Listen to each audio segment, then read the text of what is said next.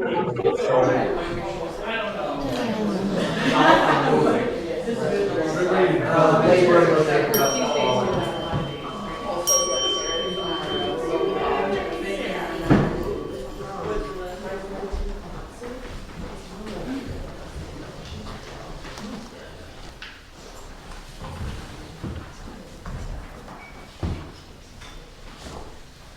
morning, everybody, and welcome to the Dharma talk today, given by Barbara Petersen, who is a retired nurse.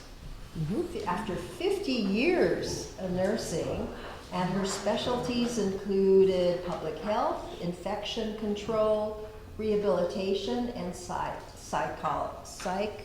psychiatrics. Yes. After her last 20 years dedicated to hospice care, she's written a book called Demystifying Hospice, The Secrets to Navigating End-of-Life Care. And in those 20 years as a hospice nurse, she taught families, caregivers, facility staff, and many doctors about all aspects of care. She is very capable of being sensitive, because this is a sensitive area, isn't it? And so I think she'll be making a presentation and then some Q&A after. And she's also taken my hula classes. So here she is. I am Hawaiian, actually, and so I have ancestors from Maui, so we know a lot about Hawaii, which we can share easily. So I'm wearing koa wood seeds and earrings, and koa wood is the tall, broad, strong tree used to make canoes and other things. So they're giving me strength today. I want to make one little correction, which is I will do my best to observe 4 hands up, and I'm one of those believers of when the question arises, it deserves an answer right away. So I can be interrupted from the agenda. There's no problem with that. You all have a handout, and I have identified the salient points in each of the chapters in the book. Each chapter stands alone, which is really cool. You can go to chapter 5 and say, oh my God, I can learn all about this. The 1 through 4 will feed into it in one place or another, but nothing is dependent on the previous chapter if you'd like to learn that way. What I want to do is start with what has traditionally been for me the number one question asked by families and concerns is about morphine. Does anybody here have a fear that, oh, they gave morphine and my person died? Did the morphine kill them? Does anybody have that? No, you do. Some people do. Well, I have devoted there are 4 myths that I address first thing in the book. And what I've talked about here about morphine is to help people understand what could have happened after the morphine was given and prior to the death, because things happen so fast for some people. I have written this whole list of possibilities of what might have happened. So here we go. They gave the medication and then the patient died. But what happened during the in-between time? The patient's pain was relieved. The patient's breathing was no longer labored. All of these are maybe, if, and, or but, right? The patient's anxiety was reduced. The patient's agitation went away. The patient saw a deceased relative and welcomed them. The patient realized they didn't have to be afraid. The patient was welcomed by a figure central to their religion and was not afraid. The patient recognized that they were forgiven for all their transgressions. The patient's spirit let go of the need to stay alive for someone else. The patient took the hand of their deceased spouse, child, parent, or lover and left with them. The patient reviewed their happy life moments. The patient reviewed their life's sad moments, but saw them as lessons learned. The patient realized they didn't have to be afraid of the medicine. The patient saw the bright light that so many have reported and left and felt at peace. The patient recognized that all their family members would be fine and that their dying was not going to be a crisis for them. The patient recognized that their family members have been fantastic about ensuring the quality of their life during the dying process. And when they are gone, the family will not have to do that any longer. The patient accepted their desire and ability to let go, and then they died. There have been so many magnificent experiences, and I've been a nurse. I started being a hospice nurse in 2000. I have had little bits and pieces of it since I retired in 2020. So over those years, I've been in hospice when we had to teach the doctors about morphine. We had to let the doctors know that they were compounding pharmacies that made medications that could be topical or inserted by rectum, and they didn't have to be injected. I was in hospice when doctors were still fighting and saying, oh no, they need one more level of chemo. This was in 2016, that's one of the stories in my book. The family has asked for hospice, the patient asked for hospice. 24 hours later, the chemo doctor came, the oncologist came, and he said, oh no, you don't know how to declare if someone is dying, he says to me, the nurse, who's already been a nurse in hospice for 16 years. It was horrific for the family. Thank God this discussion happened in a hallway. The patient died that night. So there are doctors who have resisted even till 2016. I know that was 10 years ago, but it was appalling to me. So I grew up in hospice in a wonderful time when doctors were teaching the nurses to become experts at symptoms, diagnoses, which medicine to use, how much, how often, how to be there with the patient in critical care situation and go minute by minute, watching the symptoms, giving the meds, getting the relief, knowing what to do. I had nurse practitioners work with me and compliment me saying, you're a nurse practitioner, right? Our doctors trained us so well that we came across well like a nurse practitioner. And yeah, I wasn't. I have a bachelor's degree from Loyola, proudly. So, do you have any questions at this point? Yes, please.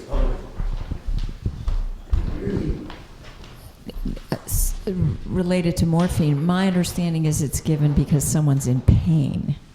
Is that common? That's one piece of it. Okay, morphine is a phenomenal drug for primarily taking care of pain and helping relax the diaphragm to ease the anxiety and the breathing distress that people with heart and lung conditions have. But it also happens at the end of life when when the person is dying, there's physiological changes that cause breathing rate to change. And it can look like they're in distress. And we can give morphine to relax the diaphragm, bring it under control where we know that like 28 respirations in a minute, I got used to seeing the patient appear relaxed. And that became my goal for working with their breathing patterns at the end of life. There are people walking around here with morphine in their pocket in the 40s and 50s and 60-year age group who have a lung condition where morphine helps them breathe and be relaxed and get through their day. So morphine one of the phenomenal things about morphine, which I address a lot in the book, is we get it in a liquid form. It's a concentrated liquid form, and we can give 1 drop at a time. 1 drop is 1 milligram. If I give you 1 milligram and it stops your breathing problem, then we know that 1 milligram is what works for you. And if your breathing trouble comes back in an hour or 2 or 3, I'll give you 1 milligram again. But if you need more than that, I'll double that. And then but for a breathing issue, we get results in 15 minutes. Unlike regular situations where you have to wait for your doctor's order and you have an order for, you can take this medicine again in 4 to 6 hours. One of the magnificent parts about hospice, which is also some of palliative care, which I'll address, is that we have aggressive use of medicines because we know how to watch for the symptoms, treat them appropriately, give what's necessary, and not overdose it, but to find the pattern that works. What is the dose and the frequency that keeps the person in control of the symptom, whether it be agitation, breathing, pain, so that they're not chasing the pain, which what happened to you and I when we get our knee done and we kept awake for 4 hours. Forget it. I had my knee done. At 3.5 hours, the pain started screaming back. Well, my order was every 4 hours I could take another pill. I started taking it every 3 hours, 3.5. Meow, what a joy. I could plan for my next bathroom break, you know? It was, so the nice thing about hospice is they have learned how to carefully and aggressively treat. I have had a question, yes? Yeah, is there, for my sister has dementia, how does hospice work for her? Hospice is phenomenal for people with dementia once they are determined to be hospice qualified. Just because you have dementia doesn't make you qualified. On page 3 of your handout, you'll see a diagram like this, and it demonstrates the trajectory. So for The her, different it had to be her trajectories. husband that would put her in hospice. She's unable to make any cognition at all. It isn't up to cognition at this point anymore for hospice. Over the years, they've learned that people can have dementia for a very long time, and that's what this lower line is on this diagram. But there is a certain point at which their physical body begins to deteriorate, and then they will die. Those criteria are what has to be evaluated by the doctors. You have to have a doctor's order to get into hospice, and it's based on very specific criteria for dementia, organ failure, and cancer. So it's changed over time. Like in 2012, I think it was, they eliminated debility unspecified, I think was a diagnosis, that covered most hospice patients, such as the ones who can't make any decisions at all. They need help, so hospice was giving it to them. After they started realizing that people were in hospice for 5 years, they realized maybe this is a business for the government as well. Believe it or not, that's the truth. We have to understand that the government does not have unlimited funds. So they cut back on that diagnosis. They eliminated it, and then they identified the stricter physical criteria for people with dementia to get into hospice. Thank you. But with any diagnosis, if you keep having deteriorating symptoms, you can be in hospice for a year or more. That happens to many, many people. One of the biggest, you had a question. Well, and actually Robert Roshi has a question, but finish your thought and we'll continue on. Okay, I lost it. Okay. Let her answer your question. Robert Roshi, Can't hear you, Robert. you're muted. This is a question. Hospice used to be a nonprofit model, and it seems like more and more of the hospice organizations are for profit. And what I have heard now is that it's harder to have hospice at home because there's less nurses available, and so to do hospice now, it's more likely you have to do it in a hospital, and then there's fairly significant financial charges for that. Can you clarify that for us? Well, you're bringing up some changes that probably occurred in the last 5 years since I retired. So I don't have all the answers for you, but I have a couple. For-profit hospices existed when I was still in it for 20 years, and they were able to keep people at home. But when people are at home hospice, whether it was 20 years ago or now, they have to hire their own caregivers, and the nurse does not come and take care of the patient 24/7, 365 for the rest of their life. That's the second myth in my book that is the most misunderstood thing. Oh, we got to feel sorry for the family with a patient in hospice. Okay, I would like to feel sorry for them, but there is a reality, which is what I talked about with the dementia unspecified diagnosis. There's a point at which we cannot do that. There aren't enough nurses in the world to do that, but it was never set up for that. The nurses come, their routine would be 3 days a week, and then when the person is actively dying, it's every day. But they teach the family how to take care of the patient, and that's the job of the hospice team, is to inform the patient and the family when is the right time to hire more caregivers, and let us help you find the right match. But you interview them, you hire them, and you pay them. We guide, we teach, and we help out, but we don't do the 24/7 care. If the for-profit agencies are eliminating people from having care in the home, that's a horrible thing to me, if that's what's going on. That's But what if I've you heard. think it's because there aren't enough nurses to go around, there might be a misunderstanding as to whether or not the nurses are in the home 24/7 or not. They never have been. We don't have enough nurses to do that. Yeah. Does that answer it?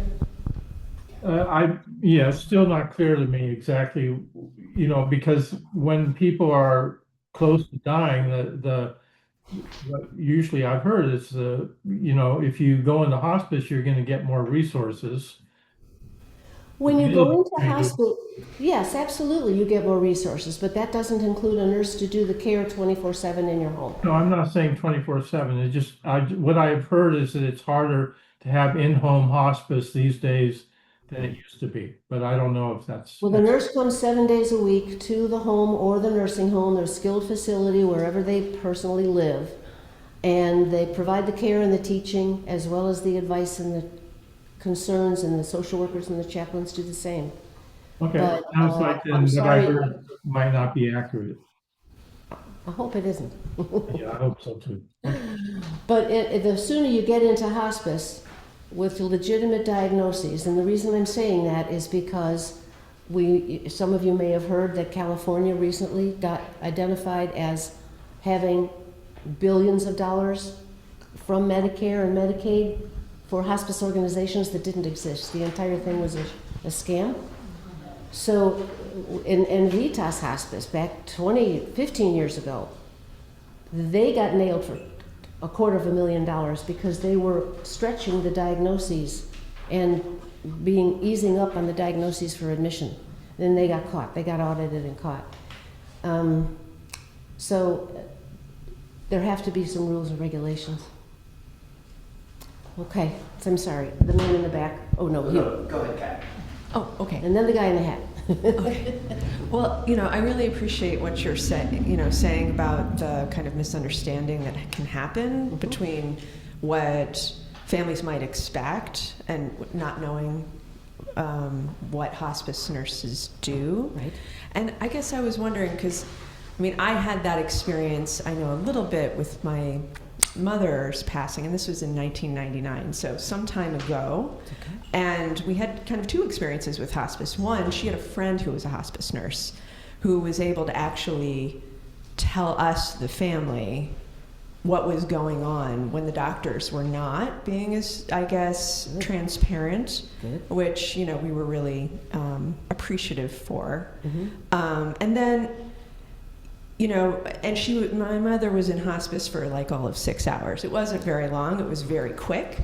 But I guess what I'm wondering about, and we also then had an experience with my mother-in-law as well, which was a little bit longer, and there was a lot more confusion, and it was kind of less positive of an experience, I think, because there were these kind of gaps in support.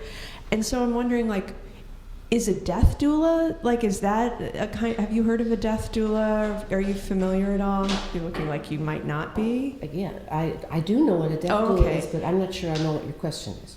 I guess my question is, who, for filling in those kind of gaps, What gaps? is... What gaps? I'm I sorry. think gaps with, I guess, more of the... my experience, was kind of, we had a hospice nurse come to us who I think, kind of told us sort of clinically, we got some kind of a booklet that was sort of helpful in just reading and understanding the dying process. And then it felt a little clinical, well, this is logistically what you do. And, then there were times when we were like, oh my gosh, I'm in this kind of state of shock as a family member, and not necessarily remembering really well what was told, or like just having a hotline to call or something. You just brought up the key, and I was just about to identify that as a need for you. The hospices do have hotlines. The nurse's job is to fill in every single one of those gaps. The nurse's job and the aide's job are to teach you every bit of skincare, bowel, bladder management, how to read the symptoms, to know what medicine to give and how much to give, when to call the agency, when not to call 911, which is never. Don't ever call 911 because they might mistakenly take care of the person and then try to charge the hospice company for it. So if there were gaps in it, then that's one of the things that I talk about at the end of the book. A good nurse knowing what to do and how to teach the family will make or break a hospice situation. So a doula is someone who can be at the home for you 24/7. They're not licensed or capable of giving the physical care. They're like having a vigil, someone who sits there and watches and observes, just so you have a body there available to maybe see a symptom that they don't understand and give you a call and say, come from the next room. A doula sits, but because they have experience in what to look for and understand what changes may occur, they can explain to you what's going on. You would have to hire that doula. They don't come with the agencies. Oh, right. Unless they're the high-powered agencies that give away doula and palliative care for free. I'm heavy as the head that carries the microphone. We have one more question back here, and then I'm going to ask mine. Did I answer your question thoroughly? Oh, good.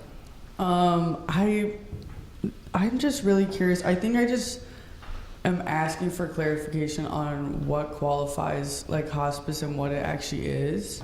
I just don't totally know. Like, I know that my great-grandma had to go into it, but I don't really understand what it is because I wasn't able to see, so I was just wondering if you could clarify that. Start at the beginning. What is hospice?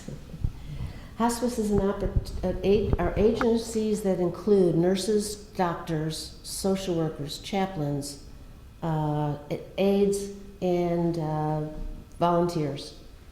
And they're available to help the family deal with a person whose diagnosis of being terminally ill qualifies them to receive these services. The services are paid for by Medicare or Medicaid, and they are paid for by almost all the insurances. I actually worked in the beginning from 2000 to 2005, where we were on the phone, spending half our time on the phone, justifying a person's dying process to an insurance company to say, yeah, they need us. So insurance has come a long way since then. So anyway, you have services that are needed and paid for by somebody, and it's all about living. Our job is to try to maintain or improve the quality of life of the person who's dying and the family who's taking care of them and all the caregivers. We're trying to watch out for the holistic view for everybody to say, here's what that person is dying from. In chapter 5 is the dying process. Here's what may happen. Here's what to do about it. I am available, or my agency is available 24/7 with a hotline for you to call and get help. We are on call 24/7 to make visits. Even if I made a visit at 10 o'clock, I'll come back and see you at 2 if you need me. If I'm on. I mean, there's a business here for me. I work the day shift and somebody else works the night shift. So therefore, somebody can visit you even if it isn't me.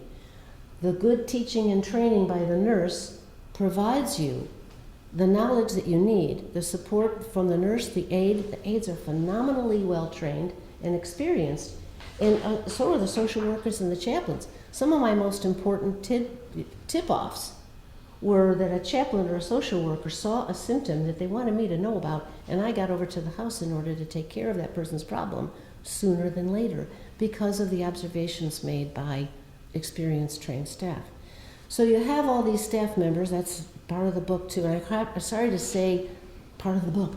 I'm not trying to do that to make you buy it, but to say that I cover that in the book. What is hospice? Who are all the players? What do they do? And in the beginning, when a person is just admitted to hospice but not dying process, and grant you, your mother was in the dying process when she was admitted, if she only lived for 6 hours. Those visits are every single day. And in fact, that nurse may have stayed there the whole time. But depending on the symptoms, she may have needed to. But the visits then become more frequent as the person's decline becomes more acute and they need more supervision. Does that answer it? Okay, good. Yeah, thank you. You're welcome.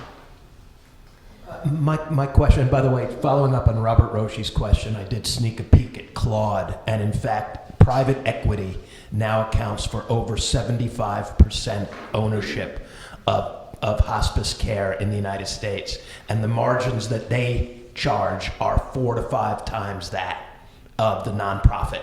So, the nonprofits operate at 5 to 6% margin to run their operation, and these private groups are getting up to 25% margin. So there is.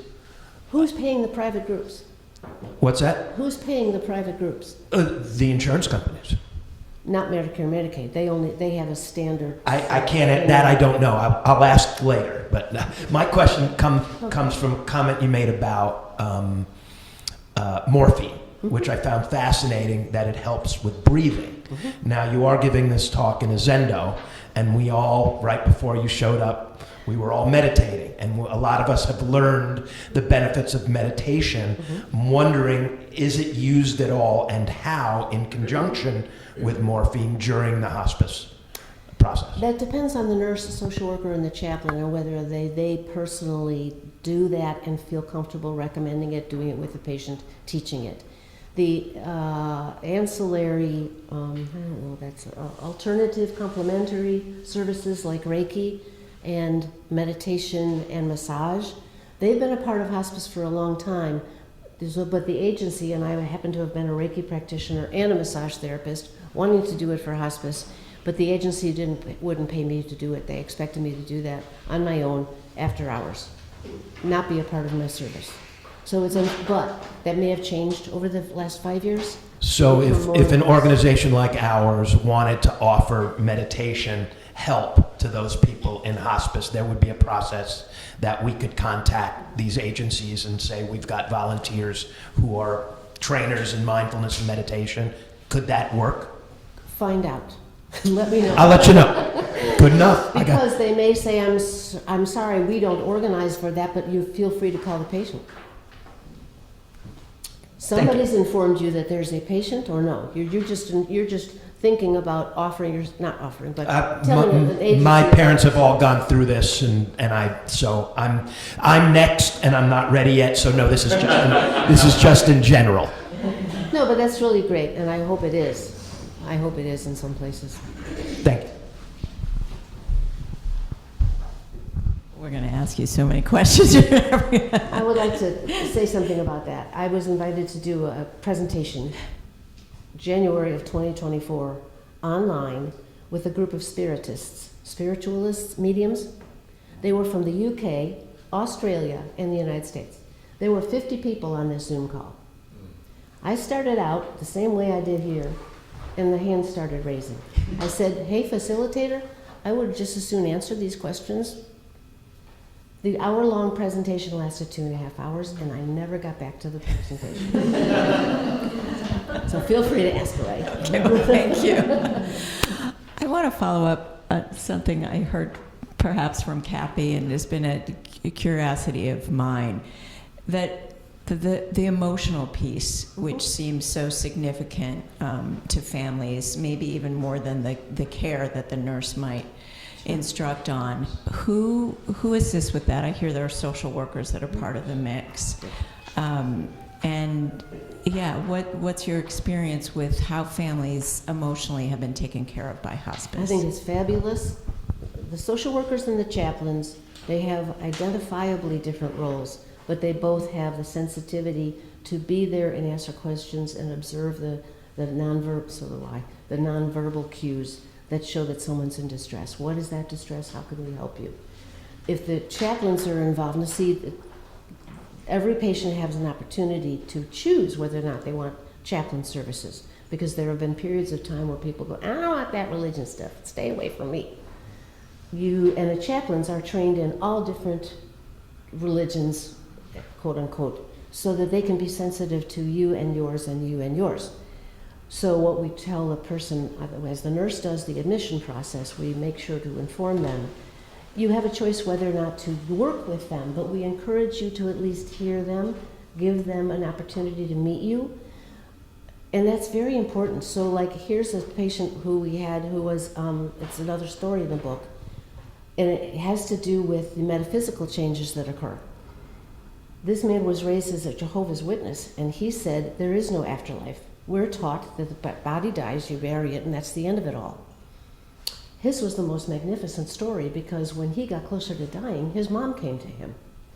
If we hadn't known from the chaplain's orientation with this patient that he had this Jehovah's Witness background, we wouldn't have been able to handle him, give him the support and excitement that we did.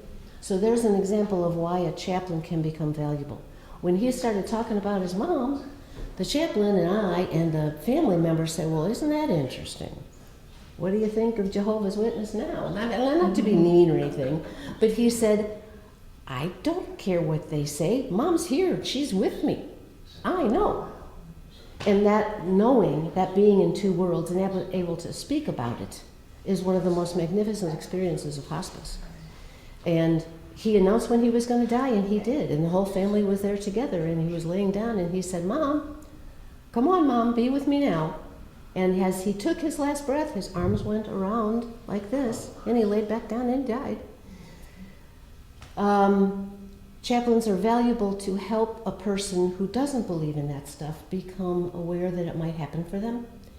It becomes valuable if they are, remember, some of you might be old enough, some of you are old enough like me, World War I or II, where the phrase, there's no atheists in foxholes. It happens for hospice as well. My own mother it happened for. She was so anti-Catholic by the time she died, but what happened when she was having difficulty breathing, she had the aide working with her say the Catholic prayers, blah, blah, blah, blah. It's amazing what will come back to you 50, 60 years later as something you memorized as a teenager. So therefore they're available in those instances. And the social workers don't just deal with the financial issues when you're ready to have a caregiver, other caregivers hired in.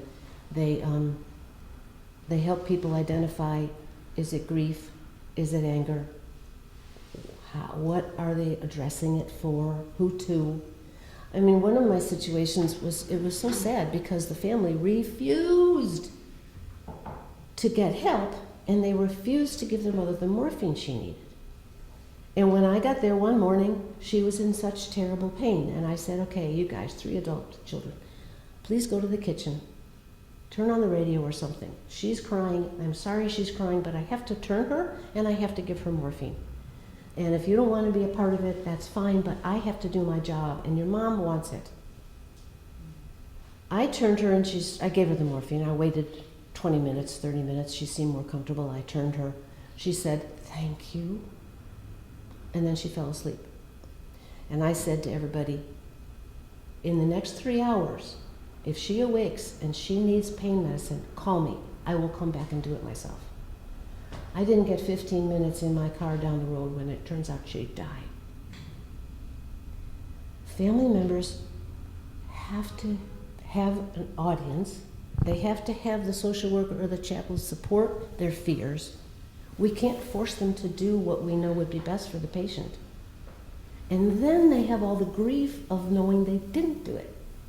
And so then there's bereavement afterwards, bereavement services that start usually about 6 weeks. We give families about 6 weeks to get used to the fact that their life has now changed dramatically and their organization is different. But now the emotions are coming back up because the funeral, the activities post-funeral, they keep everybody all hyped up and busy, busy, busy. And then about 6 weeks later, some of that grief and sadness comes back, and they deserve to have it be dealt with. So I hope I answered your question. You're welcome. There's 3 elements, and they have to do with palliative care and understanding the difference now and what it used to be like. A lot of people think that palliative care is a stepping stone to hospice. I am afraid of the word hospice. I'm afraid to think that my mom is going to die. If I say it out loud, it's going to make her die quicker. So I'll just accept palliative care. I'll call the doctor. I'll say, give me palliative care. Well, palliative was never set up to be that way. Palliative care is an aggressive medical management for symptom relief, whether you have a terminal diagnosis or not. Nurses and doctors, just like hospice, are aware of and use and work with pharmacies who use stronger meds at higher doses because you've got symptoms that need this and that it's medically supported. You can be walking around and going to work. You can be alive and active, or you can be a hospice patient to get that kind of care. So many people still are afraid of the word hospice that agencies have now said, okay, we have to try to meet these people's needs. That we're not getting through to the world fast enough to keep the separation going. Let's combine them. By combining them, though, they're fooling the public into thinking palliative care would be covered by Medicare and Medicaid and insurance. They're not. Palliative care, as its own specialty, is covered for a non-hospice patient. If you're a hospice patient, you need hospice care. It's easy to understand unless you're one of the people who has a phobia against the idea of hospice. And then it's hard to understand. So I've written, my book, actually being 3 years old, 2.5 years old, has the previous explanation of palliative care in it. I have a piece of paper that will go with the books that explains the new attitude, which is, if you look up hospice right now, you're going to probably see hospice and palliative care, agency A, B, and C. Agency A is one of the ones that you guys were talking about, well donated to, have oodles of money. They can hire massage therapists and Reiki practitioners and musicians and palliative care nurses and pay for it all. That's not the bulk of, well, it may be according to what the gentleman in the hat said. But many agencies do not have that ability to pay for all those services. So if you know anybody or yourself and they see that agency and it's the one you want, check your benefits. It may not be covered. You may have to have a copay just like you would otherwise. When the person is ready for hospice, all those services are available. There's only a minor charge for respite care. I think it's a 5% copay, which is also new. About the time I wrote the book, it became new. Most of the medications are covered. There may be some medications if you insist on taking them, but it's not part of your terminal illness care, symptom relief management, then the family may be asked to pay a portion of that.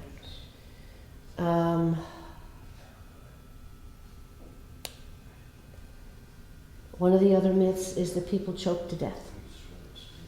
How many people have heard death rattle, the term death rattle? Okay. When the person becomes unconscious, they're less aware of the need to swallow. So a little bit of phlegm collects over the epiglottis. You know what that is? Over the epiglottis, and when they exhale, there's a gurgling sound. Well, somebody decided to call it death rattle, which is absolutely abhorrent to me, because all it is a little bit of fluid in the back of the throat. It is not interfering with their inhale or their exhale or their ability to get oxygen, but it's disturbing to others. So medications can be given to dry up the throat and take away the gurgle. So people don't choke to death. They have a gurgle which can be treated with medication. It's very simple. So that's that other myth. What was the fourth one? Let's see. Do you have to give the medication for the gurgle? No. That's just for, what is? Well, if everybody gets distressed listening to it, thinking they're choking to death, then give them medication and ease everybody's distress over it. Barbara, there's some people online who have raised their hands. I'm sorry, I missed it. Go ahead. Please ask. Michael. You're muted, Michael.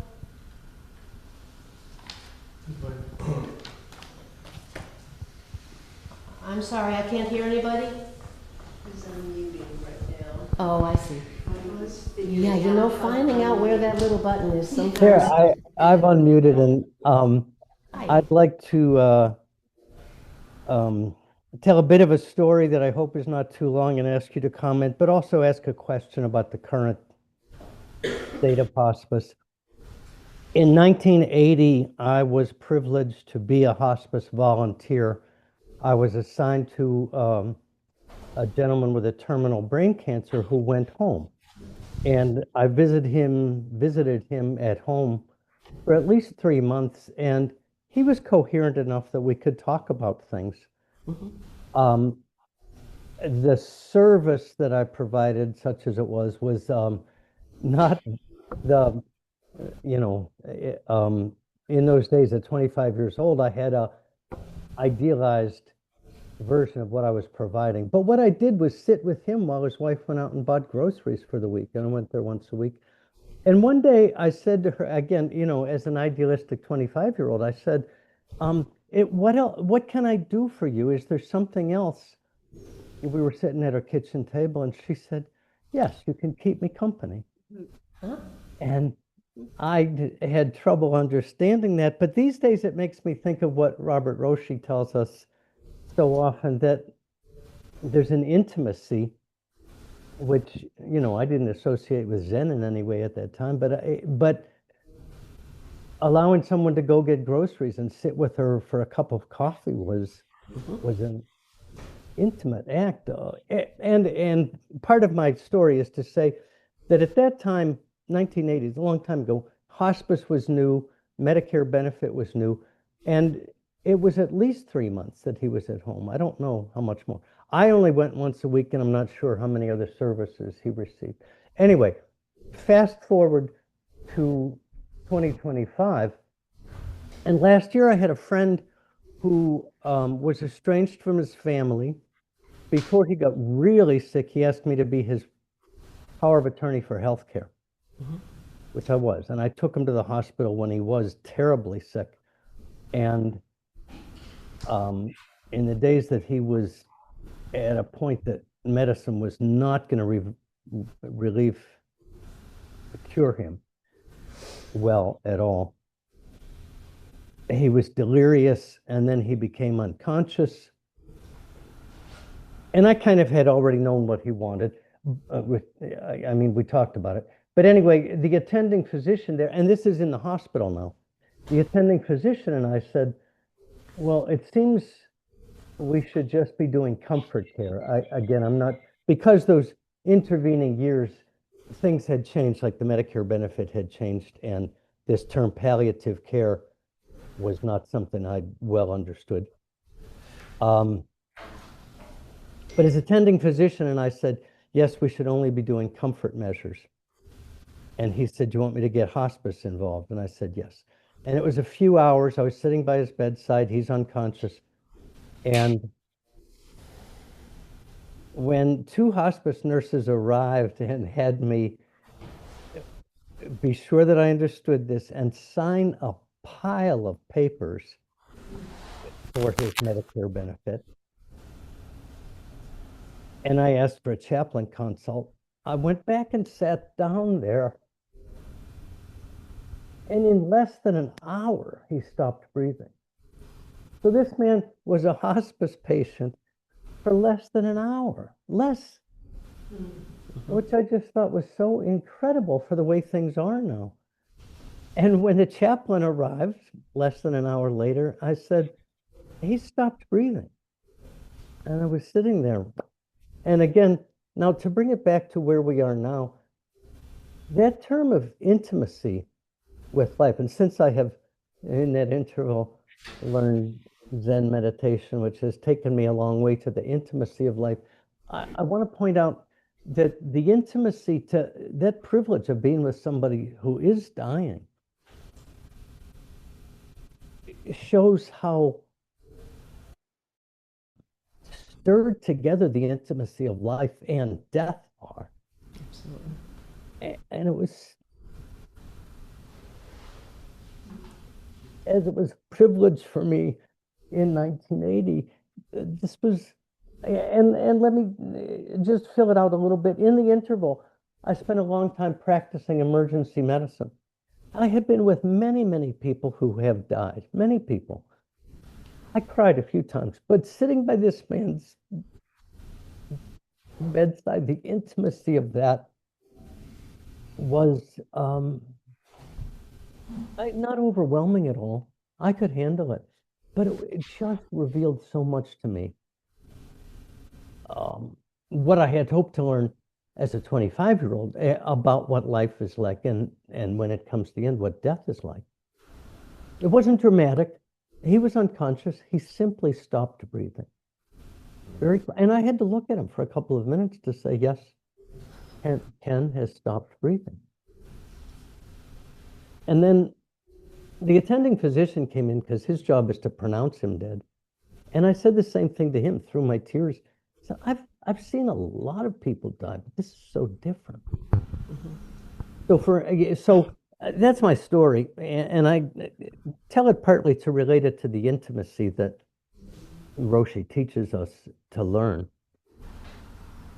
Intimacy of life and death are so stirred together when we get a chance to pay attention. And you've already covered this a little bit, but my much more mundane question is, in that interval of 40, 50 years,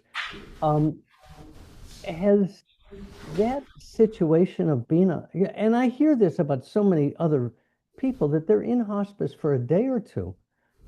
Do people really wait to the end? And is it doctors who again are denying, or is it Medicare that has people there for just literally hours or 48 hours, Okay, Why grief? Thank you for bringing this topic up. I think it's beautiful, because the integrity of your words to bring up the issue of intimacy, and the fact that we get an opportunity to share that etheric and astral energy with people, and to have a little bit taste of what the other world is for them, is very real. I think it is a very, very sacred experience for us as hospice staff to be with the families and the patients.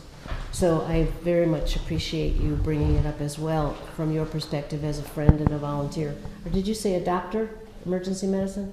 Yeah. Okay. Yes. Good for you. So when you say, let me put it this way. In the book, I say they gave the medicine and then they died. They entered hospice and then they died. Mm-hmm. It happens in a great deal of time. Some of these examples would apply to that. Now I know my family will be comfortable, I can let go. Now I know that I can let go because there's a structure available to support my family after I go. They won't have the financial burden. They won't have the physical difficulty of managing anything now. They've got a support system. I can let go. It's a soul's choice, obviously. Every time it is the soul's choice. And how much his unconscious soul was... Yeah, he was unconscious. Yeah, but his unconscious soul gave you all the idea that he needed to get into hospice. Who made the decision? Was he restricted from getting into hospice earlier? Only if you had, in some instances, did someone recommend hospice and then Medicare refused it? No.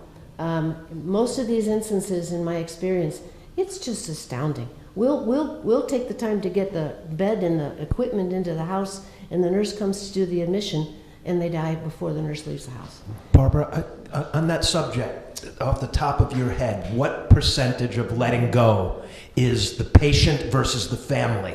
That like the person is holding on until they realize their family is ready, and the decision to move into hospice triggers them going, they're ready, I can go now.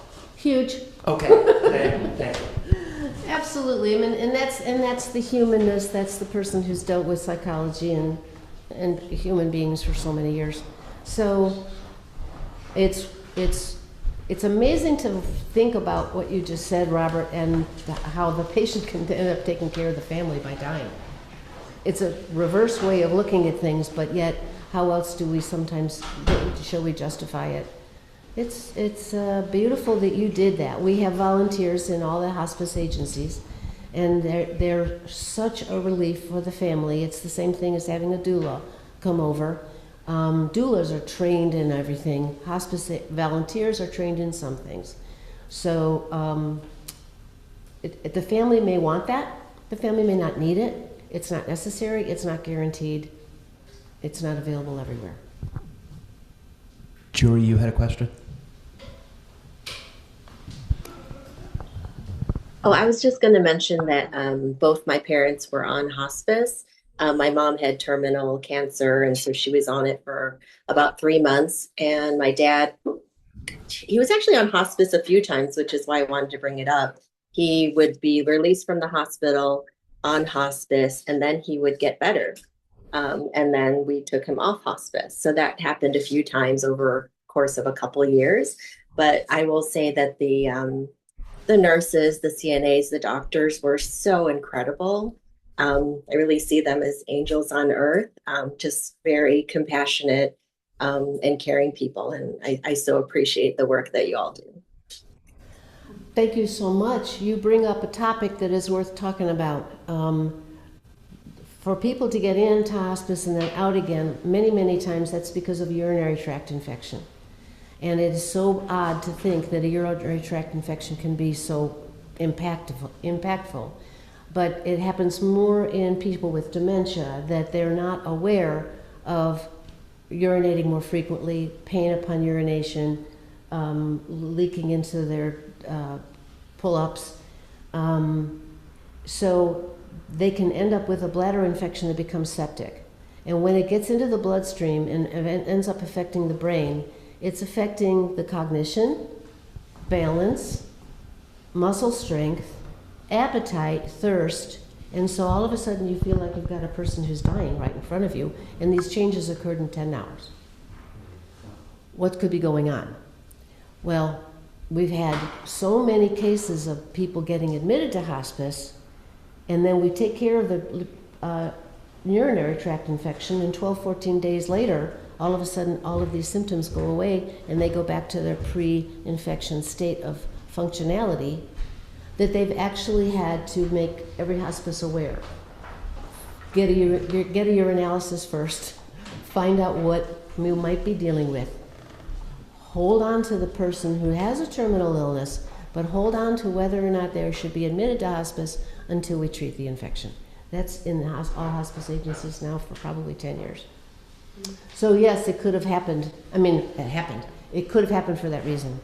Yeah, he didn't have urinary tract infections. It was other things. But okay. Yeah, he was in the hospital for a number of days, and then the hospital team agreed that they should go on hospice. It really seemed like end of life.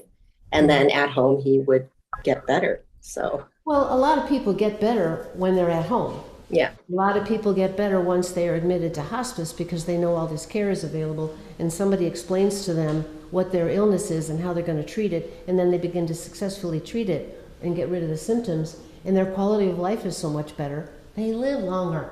That's one of the reasons people can be in hospice longer periods of time than expected. Well, here we go again. We're 6 minutes before the end of the hour, and I haven't gone back to the agenda. Isn't that fun? I say, Robert Roshi, you have a question? You have your hand up? Yeah, Barbara, I just want to echo what Jury said. A wonderful organization hospice is, and the people that work for hospice are just wonderful, compassionate people. It's obvious to me that an hour is not long enough for this subject, and people have a lot of questions. And the question I have now is, it seems like a lot of times people wait too long before they go into hospice because they don't want to admit that someone's dying. And so then you have these situations where someone goes into hospice and they die after an hour in hospice or something, where they could have been in hospice for 3 months and had better care and treatment. So can you speak to how people how you counsel people when to make a decision to go into hospice, or is that specific to each context? Is there anything you can say about that? It's a huge topic, and it's one of the reasons I wrote the book after retiring and finding out, in evaluating. I actually, in 2021, wrote to 21 different churches and senior centers and offered myself to come and do presentations about hospice. I got rejected by every single one of them. And in the process of waiting for their letters or their phone calls or the lack of, I started writing what a presentation would be. And I found myself really getting into it, and this became longer and longer, and I said, you're writing a book. You didn't plan on writing a book, but this is good. I was pleased with how it went. So I was hoping that the hospice agency that I worked for, and some of the people who did the testimonials on the back, would be handing it out to every patient, or selling it to every patient, but handing it out to every patient, right? I was hoping that this would be acceptable for bookstores everywhere I went. It's odd that people don't want to talk about hospice, whether they're healthy or not. But the whole idea of when is the right time to get into it. If somebody has cancer, they used to be able to get into hospice right away because cancer is so unpredictable. But all the other diagnoses, the organ, the heart, the lung, the liver, kidneys, brain, tumors, well, tumor would be cancer. There's a certain number of symptoms that people have that show they're in the terminal stage and not the hang on forever stage. But to try to encourage somebody to get into hospice, I think the idea that, number one, it's all about living should be talked about. How do we improve on the quality of life of everybody? That's by providing them the symptom relief. That's by providing the social worker and chaplain support. That's by providing the aide who comes twice a week or 3 and does a bath. And in that bath time, they are communicating the social way, the personal, intimate, beautiful way of becoming best friends with the patient. Providing that extra friend person. Well, volunteer would be a way. But if we let people know that our job is to try to make the quality of life that you have better so that you can live as long, so that the life you live is better, however long it may be. Hopefully people will say, I didn't cause them to die by saying the word hospice. I didn't project that they were sicker than they were. But I've had so many families who refused to say hospice, made us cover up the logo on our name tags, refused to tell the patient that they're actually dying from something. And then this one case, a family in Skokie, and so the guy finally is bedbound, so he's upstairs in his bed, and his wife stayed downstairs.